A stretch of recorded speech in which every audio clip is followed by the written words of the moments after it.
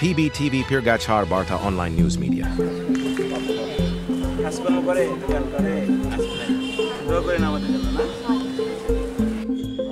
পীরগাছায় বাংলাদেশ সেনাবাহিনী কর্তৃক শীতবস্ত্র বিতরণ করা হয়েছে। পীরগাছা প্রতিনিধির প্রতিবেদন।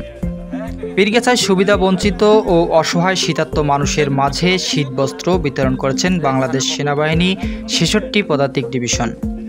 আজ বুধবার সকালে পীরগাছা সরকারি কলেজ মাঠে পীরগাছা সেনা ক্যাম্পের আয়োজনে প্রায় ২ শতাধিক শীতার্ত পরিবারের নারী শিশু প্রতিবন্ধীদের মাঝে উন্নত মানের কম্বল বিতরণ করা হয়।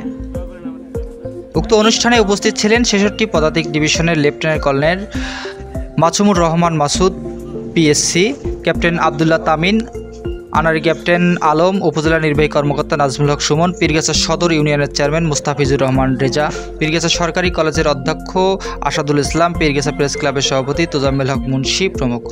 সেনাবাহিনী পীরগাছা উপজেলায় ক্যাম্প করার পর সাধারণ মানুষের মাঝে স্বস্তি ফিরে এসেছে।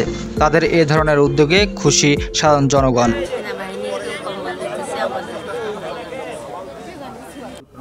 আজকে পীরগাছা ক্যাম্প সেনাবাহিনী পক্ষ থেকে আমার সদর ইউনিয়নে ওনারা ২০০ কম্বল দিলেন এবং আমি আমার নিজের সেনাবাহিনী আমাদের জানায় সারা দেশে তাদের শীত বস্ত্র বিতরণের কাজ চলছে।